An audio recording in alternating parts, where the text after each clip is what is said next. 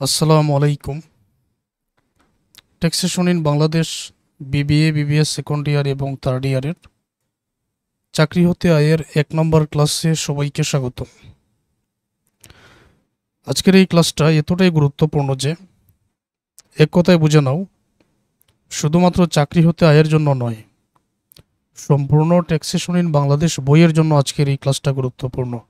সকল শিক্ষার্থীদের এই ক্লাসটা আগে দেখে নেওয়া বাধ্যতামূলক, তাহলে সম্পূর্ণ বইয়ের অন্যান্য যে খাত আছে ওই সকল অঙ্কের সমাধান করাটা সহজ হয়ে যাবে। আচ্ছা, আমি মূল আলোচনায় যাচ্ছি। তো যত ধরনের বেসিক বোঝানো প্রয়োজন আমি তোমাদের আগে বেসিক বুঝাবো, তারপর আজকের এই ক্লাসের মধ্যে গুরুত্বপূর্ণ 2টা নিয়মের 2টা অঙ্কের সমাধান বোঝাবো ইনশাল্লাহ। আর সব কিছু বোঝানোর জন্য আমাকে একটু সময় দিতে হবে। তোমরা 1 সেকেন্ড না টেনে সম্পূর্ণ ক্লাসটা দেখো।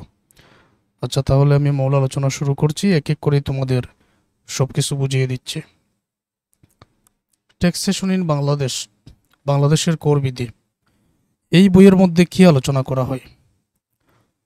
কোনো দেশের উন্নয়নের জন্য, যেমন ধরো রাস্তাঘাট নির্মাণ, ব্রিজ নির্মাণ বা যে কোনো প্রকল্প বাস্তবায়নের জন্য টাকার প্রয়োজন আছে, তাহলে সরকার ওই টাকা কোথায় পায়? ওই টাকার অন্যতম একটা উৎস হচ্ছে কর। আমরা এখন যেটা নিয়ে আলোচনা করছি এটা হচ্ছে আয়কর। আয়করটা কি? মনে করো কোনো দেশের নাগরিক বিভিন্ন খাত থেকে যে পরিমাণ আয় করেন, আয়ের উপর থেকে সরকারকে একটা কর দিতে হবে, যেটা বাধ্যতামূলক। এটা হচ্ছে আয়কর। আয়টা আবার বিভিন্ন রকম হতে পারে, একটু পরে আলোচনা করছি। মনে করো কোনো ব্যক্তি চাকরি হতে আয় করেন, এখন ওই ব্যক্তি চাকরি থেকে আয় করতেছেন, এখন কি পরিমাণ কর সরকারকে দিবেন ওইটার যে নিয়ম কানুন, হিসাব করার যে নিয়ম, সেটাই ট্যাক্সেশন ইন বাংলাদেশ বইয়ের মধ্যে আলোচনা করা হয়েছে।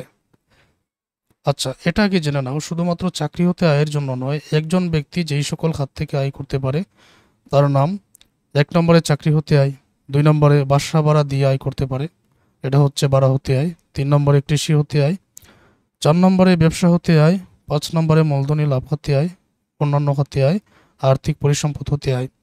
এখানে যতটা খাত তোমরা দেখতে পাচ্ছ সবগুলো খাতেরই অঙ্কের সমাধান করতে হবে। ধারাবাহিক ক্লাসের মধ্যে তো তোমরা সবগুলা ক্লাসই দেখতে পারবে। যারা আমার পেইড কোর্সে ভর্তি আসছো তারা তো এই মুহূর্তে সবগুলা খাতের অঙ্কের সমাধান, এগুলা নিয়ে যে ক্লাস আমার আছে এগুলা তোমরা দেখে নিতে পারতেছো। এখন এতগুলা খাত থেকে আজকে আমার আলোচ্য বিষয় চাকরি হতে আয়। চাকরি আবার 2 ধরনের, একটা সরকারি চাকরি আর একটা বেসরকারি চাকরি। সরকারি চাকরি হতে আয়ের কর বাইর করার নিয়ম এক ধরনের, বেসরকারি অন্য ধরনের। তো সবগুলাই আমি আজকে তোমাদের সহজে বোঝাবো ইনশাল্লাহ। এখন ওই যে চাকরি হতে আয়, একজন ব্যক্তি কি চাকরি করেন, কি পরিমাণ আয় করেন, কি পরিমাণ সরকারকে কর দিতে হবে, যে ধারার মধ্যে নিয়মকানুন আলোচনা করা হয়েছে, এটা হচ্ছে নতুন নিয়মে ধারা 32 থেকে 34। এই 32 থেকে 34 ধারার মধ্যে পড়ে। আচ্ছা, তো এখন পর্যন্ত আমরা যা জানলাম, একটা হলো সরকারি চাকরি আর একটা হলো বেসরকারি চাকরি। যদি বেসরকারি চাকরিটা বুঝতে পারি, সরকারি চাকরিটা একেবারে সহজ। বেসরকারি চাকরি বুঝিয়ে দিলে সরকারি চাকরি আমি 1 মিনিটে বুঝিয়ে দিব। আচ্ছা, এখন দেখো একজন ব্যক্তি যে চাকরি করেন ওনার একটা মূল বেতন থাকে। প্রথমে নির্ণয় করতে হয় উনি বেতন থেকে কি পরিমাণ টাকা পান বা আয় কত, বেতন থেকে ওনার আয় কত। এখন আমি তোমাদের যা দেখাবো সব কিছু যে এখনই বুঝতে হবে এমন কোনো কথা নেই। তোমরা শুধু এখন দেখো, আমার কথা শোনো, তারপর যখন আমি এগুলো প্রয়োগ করে তোমাদের অঙ্কের সমাধান বোঝাবো একেবারেই ক্লিয়ার হয়ে যাবে। তবে বুঝবেন না এরকম শিক্ষার্থী পাওয়া যাবে না ইনশাল্লাহ। আচ্ছা, তাহলে এখন একটু ধীরে ধীরে আলোচনা করছি। চাকরি হতে আয় ধারা 32 থেকে 34। বেতন হতে আয়, প্রথমে মূল বেতন। মূল বেতনের সাথে অতিরিক্ত কিছু ভাতা অন্তর্ভুক্ত থাকে, মহার্ঘ ভাতা, চিকিৎসা ভাতা, আপ্যায়ন ভাতা, যাতায়াত ভাতা, সব ধরনের ভাতা তুমি এখানে নিয়ে আসবে। সব ধরনের ভাতা এই জায়গায় নিয়ে আসবে। তারপর উৎসব ভাতা, বোনাস, এই সব ধরনের ভাতা এখানে যোগ করে নেবেন। এটা হচ্ছে মোট প্রাপ্ত বেতন। এখন মোট প্রাপ্ত বেতন থেকে নিয়ম অনুযায়ী এই যে বেতনটা তুমি এখানে পেয়েছো, এই চাকরি হতে আয়ের 1/3, মানে এই টাকাটার 3/1 অথবা 4,50,000 টাকা। ওই 3/1 এবং 4,50,000 টাকার মধ্যে যেটা কম মানে যেটা কম সেটাই তুমি এখানে নিয়ে আসবে, আর উপরের এই টাকা থেকে এই টাকাটা বিয়োগ করে দিলে চাকরি হতে মোট আয় তুমি এখানে পেয়ে যাবে। কি পরিমাণ বেতন উনি পেয়েছেন এইটা এখানে তুমি পেয়ে গেলে, যাবতীয় ভাতা মূল বেতন এগুলো যোগ করে। আমি তো একটু পরে প্রয়োগ করে দেখাবো, চিন্তার কারণ নাই। এখন নিয়ম হলো যে এখানে যে বেতন পেয়েছো ওইটার 3/1 অংশ, 1/3 অথবা 4,50,000, যে টাকাটা কম হবে সেটা তুমি এখানে বসাবে, উপরের টাকা থেকে এই টাকাটা বিয়োগ করবে, বিয়োগ করে দিলে যেটা থাকবে সেটাই হচ্ছে চাকরি হতে মোট আয়। আর এই যে নিয়মটা, এটা হচ্ছে বেসরকারি চাকরিজীবীর জন্য। তাহলে সরকারি চাকরিজীবীর জন্য কীরকম? সরকারি চাকরিজীবীর জন্য একেবারে সহজ, আমি 1 মিনিটেই তোমাদের বুঝিয়ে দিব অঙ্কের মধ্যে। এখন এই জায়গায় দেখো, আজকের ক্লাসে যখন সরকারি চাকরিজীবীর একটা অঙ্কের সমাধান করব ওই সময় আমি তোমাদের বুঝিয়ে দিব। আচ্ছা, বিনিয়োগ বা তার পরিমাণ। যিনি চাকরি করেন তিনি হয়তো এমন কোনো জায়গায় কিছু টাকা বিনিয়োগ করেছেন অথবা টাকা খরচ করেছেন। এখন সরকার ওনাকে একটা সুযোগ দিবে যে ওই জায়গায় তুমি বিনিয়োগ করেছো, ওই টাকার উপরে তুমি একটা ছাড় পাবে। তো বিনিয়োগের উপরে কি পরিমাণ ছাড় উনি পাবেন এটাকে বলা হয় বিনিয়োগ বা তার পরিমাণ, বা কর রেয়াতও বলতে পারো।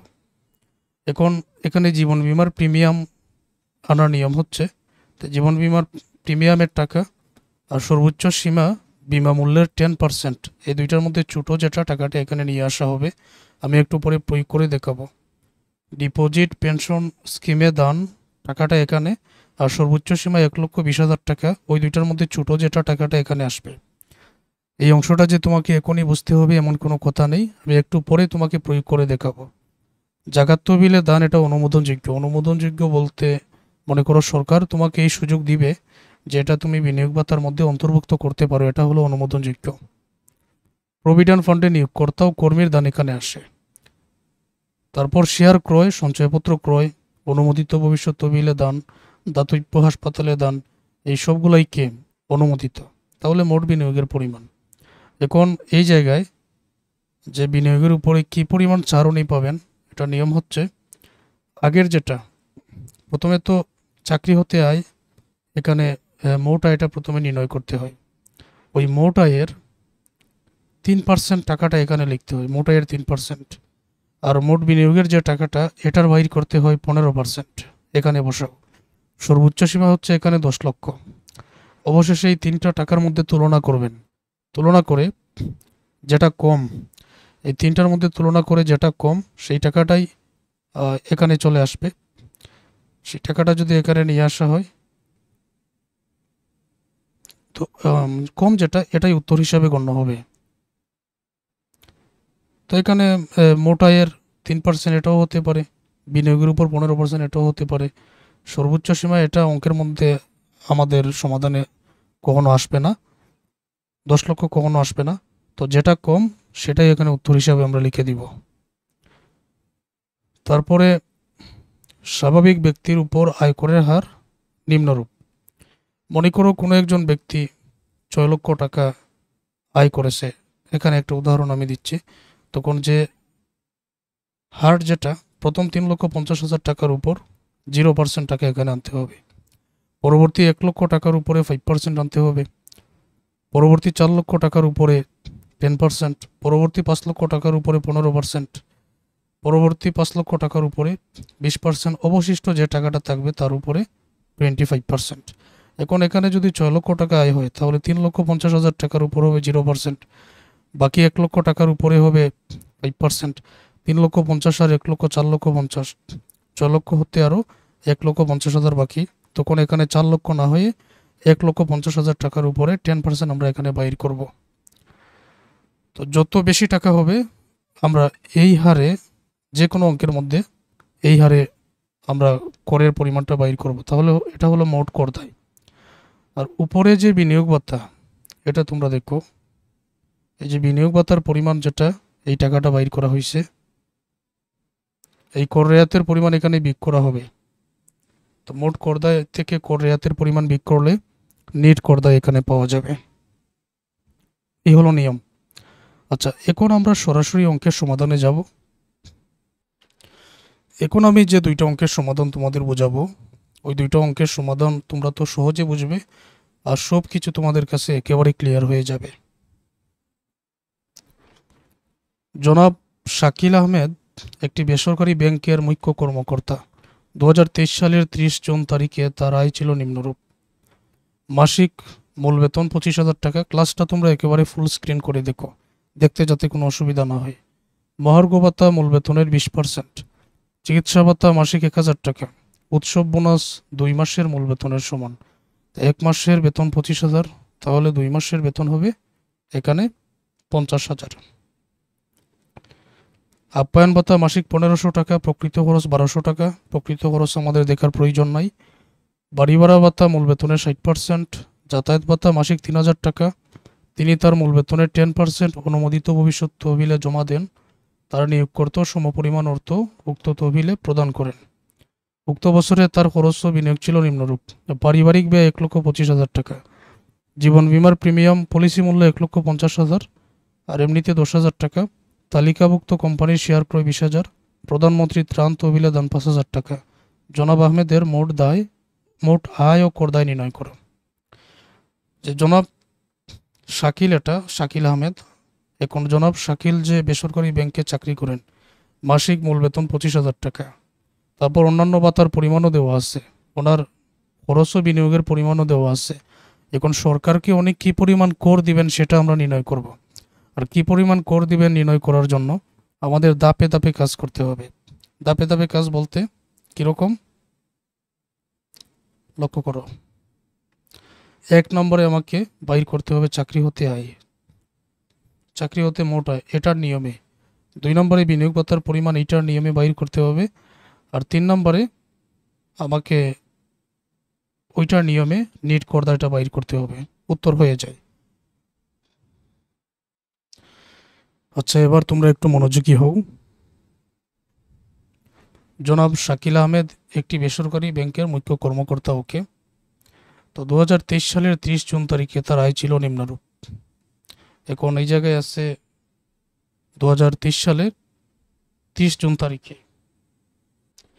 এরকম যদি থাকে, আমাদের প্রথম কাজ হলো, যেহেতু 2023 সালের আয় আমরা এখন নির্ণয় করছি, তখন আমাদের এইভাবে লিখতে হবে: করদাতা হলেন জনাব শাকিল আহমেদ। ঠিকানা, কর অঞ্চল এগুলা তোমরা চাইলে লিখতে পারো। আবাসিক মর্যাদা, ETIN এগুলো লিখতে পারো। এখন আয় বর্ষ যেহেতু 2023 সালের জুন বলা হয়েছে, 2023 বলার কারণে আয় বর্ষ হয়ে যাবে 22-23, 2022-23। আর কর বর্ষ আরও 1 বছর এগিয়ে, যেমন কর বর্ষ কীরকম, 2023 থেকে 2024। 2023 সালের আয় বর্ষে যদি বলে, তখন আয় বর্ষ হবে 2022-23 আর কর বর্ষ হবে 2023-24। এরকম যে কোনো অঙ্কের মধ্যে তোমাদের লিখতে হবে। তারপর পরবর্তী নিয়ম, এই যে লক্ষ্য করো, চাকরি হতে আয় দ্বারা 32 থেকে 34। প্রথম নিয়মটা কি? মূল বেতন, মহার্ঘ ভাতা, চিকিৎসা ভাতা, আপ্যায়ন ভাতা, যাতায়াত ভাতা, উৎসব ভাতা, বোনাস সবগুলো প্রথমে আমাদের যোগ করে নিতে হবে। তাহলে আমরা সবগুলো যোগ করব। এই তথ্যের উপর ভিত্তি করে আমরা আগে যোগ করে নিই। মাসিক মূল বেতন আছে 25,000 টাকা। আর যে কোনো সময় কর নির্ধারণ করা হয় 1 বছরের জন্য, এই জন্য মূল বেতন 25,000কে 12 দ্বারা গুণ করতে হবে। মহার্ঘ ভাতা মূল বেতনের 20%। তো মহার্ঘ ভাতা আমি দেখবো যে মূল বেতন আসলে কত হয়, ওইটার 20% বাইর করব। চিকিৎসা ভাতা মাসিক 1,000 টাকা। আচ্ছা, এতটুকু পর্যন্ত আগে শেষ করি। লক্ষ্য করো, চাকরি হতে আয় দ্বারা 32 থেকে 34। মূল বেতন মাসে ছিল 25,000, 12 মাসে 3 লক্ষ টাকা। মহার্ঘ ভাতা মূল বেতনের 20% ছিল, তাহলে এই 3 লক্ষ টাকার 20% 60,000 টাকা। চিকিৎসা ভাতা মাসে 1,000 টাকা ছিল, যেহেতু এটা মাসিক, আবার এক বছরের কর নির্ধারণ করতে হবে, তাহলে 12 দ্বারা গুণ করলে 12,000 টাকা। এইরকমভাবে উৎসব বোনাস 2 মাসের মূল বেতনের সমপরিমাণ। 1 মাসের আছে 25,000, তাহলে 2 মাসের 50,000 হবে। তারপর আপ্যায়ন ভাতা মাসিক 1,500, অবশ্যই 12 দ্বারা গুণ করব। বাড়ি ভাড়া ভাতা মূল বেতনের 60%, মূল বেতন 3 লক্ষ হয়েছে, 60% বাইর করে নিব। যাতায়াত ভাতা মাসিক 3,000 টাকা। যাতায়াত ভাতা মাসিক 3,000 টাকা, এইটা আমরা মাসিক যেহেতু 12 দ্বারা গুণ করব, এটা আমরা লিখে নেই। যে উৎসব বোনাস 2 মাসের মূল বেতনের সমান, তাহলে 1 মাসের হলো বেতন 25,000, তো 2 দ্বারা গুণ করলে 2 মাসের 50,000। আপ্যায়ন ভাতা মাসে 1500, 12 মাসে 18,000। বাড়ি ভাড়া ভাতা 60% বলেছে, তাহলে এই 3 লক্ষ টাকার 60% 1,80,000 টাকা। যাতায়াত ভাতা মাসিক 3,000, 12 দ্বারা গুণ করলে 34,000 টাকা। যাতায়াত ভাতা নিয়ে একটা কথা বলি, কিছু বইয়ের মধ্যে আছে যাতায়াত ভাতা সরাসরি অকরধার্য করে এখানে দিয়েছে। অকরধার্য মানে এই টাকার উপরে কর দিতে হবে না। কিছু বইয়ের মধ্যে ব্যয়িত ধরে অকরধার্য করতে পারো, আবার অকরধার্য এই জায়গায় না করলেও চলবে, যে কোনোটা করতে পারো, এটা লেখা হলো। এরপরে এখানে আর কি কি আসে, এখানে ওই যে তিনি তার মূল বেতনের 10% অনুমোদিত ভবিষ্যৎ তহবিলে জমা দেন, নিয়োগকর্তা সমপরিমাণ অর্থ উক্ত তহবিলে জমা করেন। তাহলে তোমরা মনে রেখে দাও যে মূল বেতনের মধ্যে তিনি যেটা জমা করেন, নিয়োগকর্তা যেটা জমা করেন, নিয়োগকর্তার সমপরিমাণ অর্থ উক্ত তহবিলে প্রদান করেন। মূল বেতনের 10% যেটা অনুমোদিত ভবিষ্যৎ তহবিলে জমা দেন। একটা হলো যে যিনি চাকরি করছেন শাকিল আহমেদ, তিনি নিজেও দিচ্ছেন, আবার যার আন্ডারে চাকরি করতেছেন ওনাকে বলা হয় নিয়োগকর্তা, ওই নিয়োগকর্তাও দিচ্ছেন। তাহলে নিয়োগকর্তার যে টাকাটা এটা আবার আয়ের মধ্যে অন্তর্ভুক্ত হয়ে যাবে, একজনের টাকা আসবে এখানে। এবার লক্ষ্য করো, অনুমোদিত ভবিষ্যৎ তহবিলে নিয়োগকর্তার দান মূল বেতনের 10% মানে 3 লক্ষ 10% 30,000 টাকা। যোগ করলে মোট প্রাপ্ত বেতন এটা যোগ করে নাও 6,86,000 টাকা হয়ে যায়। তারপরে যে নিয়মটা ছিল একবার লক্ষ্য করো, যে চাকরি হতে আয়ের 1/3 বা 4,50,000 টাকার যেটি কম সেটা এখানে নিয়ে আসো, উপরের টাকা থেকে এটা বিয়োগ করো, চাকরি হতে মোটাই তুমি পেয়ে যাচ্ছ। তাহলে দেখতেছো এগুলো কতটা সহজ। যে মোট প্রাপ্ত বেতন এটা, এই চাকরি হতে প্রাপ্ত মোট আয়ের 3/1, তো 6,86,000 3 ভাগের 1, 2,28,667, অথবা 4,50,000 টাকা। এই দুইটার মধ্যে কম কোনটা? 2,28,667, এটা এখানে নিয়ে আসো, উপরের টাকা থেকে এটা বিয়োগ করে দিলে অবশেষে মোট আয় আমরা এখানে পেয়ে যাচ্ছি 4,57,333 টাকা।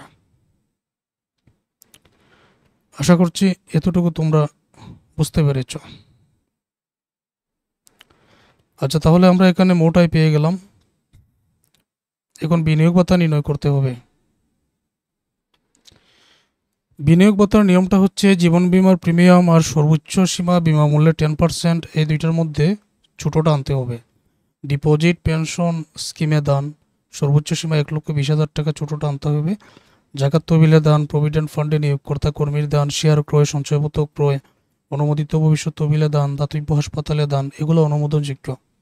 মানে সরকারে এটা তোমাকে অনুমোদন দিবে যে এই বিনিয়োগের উপরে তুমি কিছুটা করের টাকা ছাড় পেতে পারো, যাকে বলা হয় কর রেয়াত।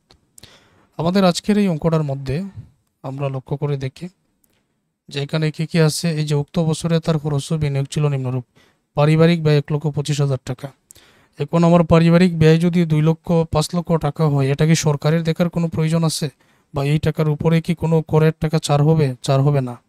এই জন্য পারিবারিক ব্যয় 1,25,000 এটা অনুমোদনযোগ্য নয়, এটা আসবে না। জীবন বিমার প্রিমিয়াম পলিসি মূল্য 1,50,000 টাকা, আর এমনিতে আছে 10,000 টাকা। এখন 1,50,000 10%, আর এই 10,000 দুইটার মধ্যে ছোটো যেটা সেটাই আনবো। আমি তোমাদের এখানে দেখাই। জীবন বিমার প্রিমিয়াম 10,000 টাকা আছে, আর সর্বোচ্চ সীমা বিমা মূল্যের 10%। 1,50,000 10% 15,000, এই দুইটার মধ্যে ছোটো হলো 10,000 বা 10,000, এটাই হলো উত্তর। এই 10,000 টাকা হিসাবের মধ্যে অন্তর্ভুক্ত হবে, আর এই 15,000 টাকা আসবে না। তালিকাভুক্ত কোম্পানির শেয়ার ক্রয় এটা অনুমোদনযোগ্য, 20,000 টাকা নিয়ে আসো। তালিকাভুক্ত কোম্পানির শেয়ার ক্রয় অনুমোদনযোগ্য 20,000 নিয়ে আসো। প্রধানমন্ত্রী ত্রাণ তহবিলে দান যদি থাকে তখন এটার কাজ কিভাবে করতে হয় আমি তোমাদের একটু পরেই দেখাচ্ছি। এবার আসো বিনিয়োগ ভাতার মধ্যে আর যা আসে। বিনিয়োগ ভাতার মধ্যে প্রভিডেন্ট ফান্ডে নিয়োগকর্তা কর্মীর দান যদি থাকে, এই যে দেখো বিনিয়োগ ভাতার মধ্যে এটা আসবে। আমাদের অঙ্কের মধ্যে আছে দেখো, মূল বেতনের 10% অনুমোদিত ভবিষ্যৎ তহবিলে জমা দেন, জনাব শাকিল আহমদও দেন, নিয়োগকর্তাও দেন। এই জন্য উভয়জনের টাকাটা কিন্তু চলে আসবে, কারণ এখানে নিয়ম হচ্ছে প্রভিডেন্ট ফান্ডে নিয়োগকর্তা ও কর্মীর দান উভয়টা কিন্তু আসবে। তাহলে একটা কাজ করো তোমরা, মূল বেতন তো ছিল 3 লক্ষ টাকা। অনুমোদিত ভবিষ্যৎ তহবিলে নিয়োগকর্তা ও কর্মীর দান 3 লক্ষ 10%, 2 দ্বারা গুণ করবো, কারণ দুইজন, একজন হলো নিয়োগকর্তা আরেকজন হলো কর্মী। 2 দ্বারা গুণ করে টাকাটা তুমি এখানে নিয়ে আসো। আর এরকম দেওয়া থাকলে যে কোনো অঙ্কের মধ্যে এই নিয়মেই তোমাকে অঙ্কের সমাধান করতে হবে। তাহলে এখানে হচ্ছে 60,000 টাকা। তাহলে বিনিয়োগের পরিমাণ, অনুমোদনযোগ্য বিনিয়োগ 90,000 টাকা আমরা এখানে পেয়ে গেলাম, মানে টোটাল বিনিয়োগের পরিমাণ। এখন কি পরিমাণ কর রেয়াত হবে সেটা বাইর করতে চাই। তো সেটা বাইর করার জন্য একটু আগে আমরা বাইর করেছি যে এই যে দেখো, চাকরি হতে মোট আয় ছিল 4,57,333। অনুমোদনযোগ্য বিনিয়োগ পেয়েছি আমরা 90,000 টাকা। আচ্ছা, এখন এই বিনিয়োগজনিত কর রেয়াতের পরিমাণ নির্ণয় করার জন্য কর অব্যাহতিপ্রাপ্ত আয় ব্যতীত মোট আয়ের 3%। আমাদের অঙ্কটার মধ্যে দেখো, এই যে প্রধানমন্ত্রী ত্রাণ তহবিলে দান যদি দেওয়া থাকে, তখন সবসময় তোমাকে এই নিয়মটা মেনে অঙ্কের সমাধান করতে হবে। যেমন কর অব্যাহতিপ্রাপ্ত আয় ব্যতীত মোট আয়ের 3%। এমনিতে মোট আয় ছিল 4,97,000। মোট আয় হচ্ছে 4,57,333। আর প্রধানমন্ত্রী ত্রাণ তহবিলে দান 5,000, এটা বিয়োগ করে তারপরে 3% এখানে আনতে হবে। প্রধানমন্ত্রী ত্রাণ তহবিলে দান থাকলে তোমাকে এটা বিয়োগ করতে হবে। অনুমোদনযোগ্য বিনিয়োগের এই যে 90,000 টাকা আছে, 15%। 90,000-এর 15% 13,500 টাকা। সর্বোচ্চ সীমা 10 লক্ষ টাকা। এই তিনটার মধ্যে এবার তুলনা করো, ছোট কোনটা? ছোট হলো 13,500 টাকা। সুতরাং বিনিয়োগজনিত কর রেয়াতের পরিমাণ ক হ গ, এটা হলো ক নম্বর, এটা খ নম্বর, এটা গ নম্বর। এটার মধ্যে যেটা কম, কম হচ্ছে এই মাঝখানেরটা, মানে অনুমোদনযোগ্য বিনিয়োগ যেটা 13,500। তাহলে এটাই হলো উত্তর। এই 13,500 টাকা করের টাকা থেকে 4 পাওয়া যাবে।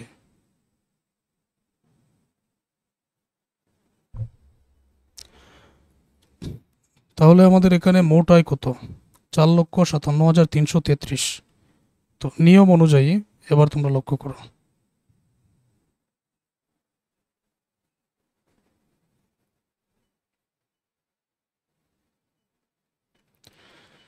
মোট করযোগ্য আয় কি ছিল? 4,57,333। সবসময় নিয়ম অনুযায়ী প্রধানমন্ত্রী ত্রাণ তহবিলে দান এটা সবসময় বিগ হবে। উপরের টাকা থেকে এটা বিগ করলে নিট করযোগ্য আয় 4,52,333। তারপর এখানে যে হারগুলো আমি নিচ্ছি, এইটার উপরে প্রথম 3,50,000 টাকার উপরে 0%, পরবর্তী 1 লক্ষ টাকার উপর 5%, পরবর্তী 4 লক্ষ টাকার উপর 10%, পরবর্তী 5 লক্ষ টাকার উপর 15%, পরবর্তী 5 লক্ষ টাকার উপর 20%, অবশিষ্ট মোট আয়ের উপর 25%। তো এইটার নিয়মে মোট করদায় যোগ করব, কর রেয়াতের পরিমাণ এখানে বিয়োগ করব, নেট করদায় আমি এখানে পেয়ে যাব। আশা করছি তোমরা বুঝতে পেরেছো যে এই জাতীয় ম্যাথ আসলে কীরকম হবে। এখানে যেটা নেট করযোগ্য আয় পেয়েছি 4,52,333। তো প্রথম 3,50,000-এর উপরে 0% 0, পরবর্তী 1 লক্ষ টাকার উপরে 5% 5,000 টাকা হবে। এবং 3,50,000 আর 1 লক্ষ হচ্ছে 4,50,000, বাকি থাকে 2,333। আর যেহেতু টাকা নেই, তাহলে অবশিষ্ট 2,333 টাকার উপরে 10% 233 টাকায় দুইটা যোগ করো, 5,233 টাকা। এটা হলো মোট করদায়। এখন আমাকে কি করতে হবে? কর রেয়াতটা বাদ দিতে হবে। এখন কর রেয়াত লক্ষ্য করো, এখানে আমরা পেয়েছি 13,500 টাকা কর রেয়াতের পরিমাণ, কিন্তু আমাদের এখানে একটা নিয়ম আছে, যে নিয়মটা তোমরা মনে রাখবে। আমরা ধরে নিচ্ছি যে করদাতা মোট আয় করমুক্ত ন্যূনতম সীমা অতিক্রম করলে টাকা ঢাকা সিটি কর্পোরেশন এলাকার করদাতাকে 5,000 টাকা কর পরিশোধ করতে হবে। এই জন্য করদাতার বিনিয়োগজনিত কর রেয়াত হবে 233 টাকা। এই বিষয়টা আমি তোমাদের বুঝিয়ে দিই।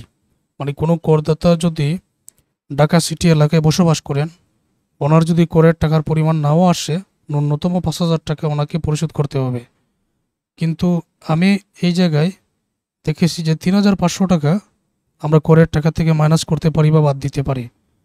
এখানে টোটাল মোট কর দায়ের পরিমাণই মাত্র 5,233 টাকা। এখন এই 13,500 টাকা যদি আমি বিয়োগ করি তাহলে তো এখানে আর কোনো টাকা থাকতেছে না।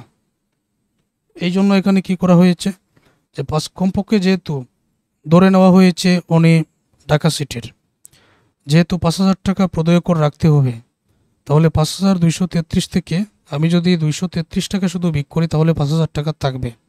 এই জন্য এখানে কর রেয়াত 13,500 টাকা না দেখিয়ে, এই 13,500 না দেখিয়ে 5,233 টাকা থেকে ন্যূনতম কর 5,000 বাদ দিয়ে 233 টাকা এখানে দেখানো হয়েছে।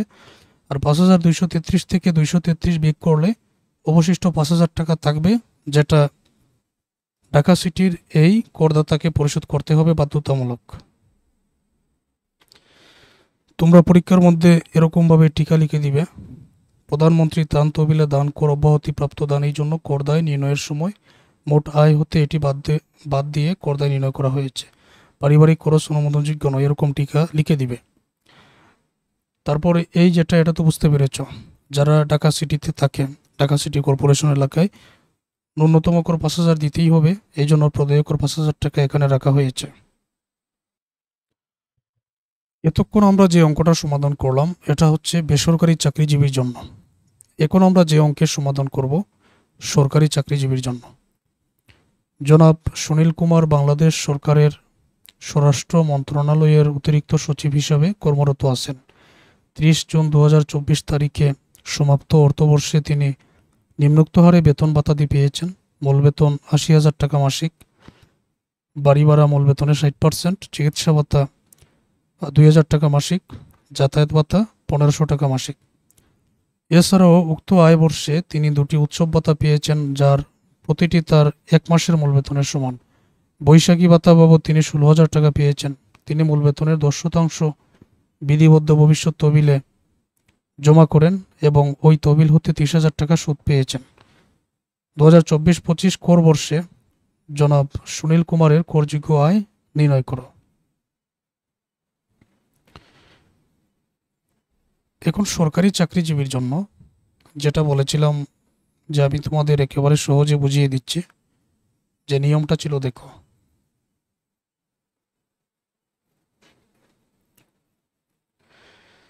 এই যে চাকরি হতে আয় ধারা 32 থেকে 34, এটা ছিল বেসরকারি চাকরিজীবীর জন্য।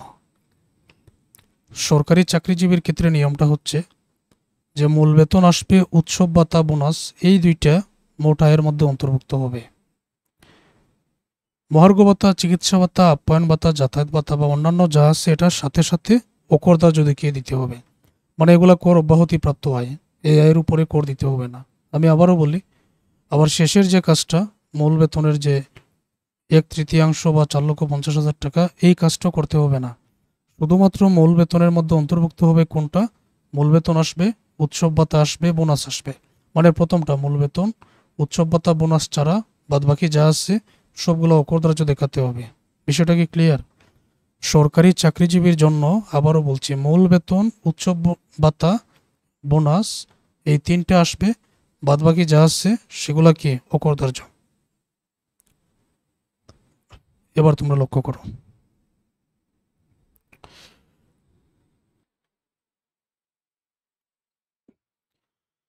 মূল বেতন এখানে 80,000 টাকা, বাড়ি ভাড়া ভাতা মূল বেতনের 60%, চিকিৎসা ভাতা 2,000 টাকা, তারপর যাতায়াত ভাতা 1,500 টাকা।